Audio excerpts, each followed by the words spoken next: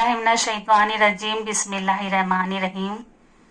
कभी जो दिल पे खराश सी रह जाती है, किसी के लफ्जों से सांसें भी थम जाती है, वो लम्हे बोझ बनकर साथ चलते हैं और यादों की तरह चुपचाप पलते हैं।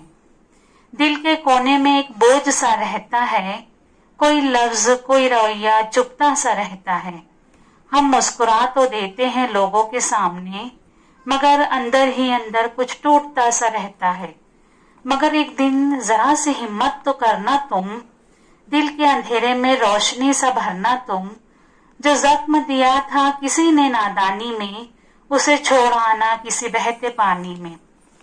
किसी को माफ करना क्या आसान होता है, खास तौर से उन लोगों को माफ करना जिन्होंने आपका दिल दुखाया हो, जिन्होंने आपके साथ नाइंसाफी की हो और जो आपके साथ ज्यादती करने के बाद भी शर्मिंदा ना हो। लेकिन माफ करना एक ऐसी ताकत है जो हमें रूहानी तौर पर मजबूत करती है। माफ करने से दिल को सुकून मिलता है।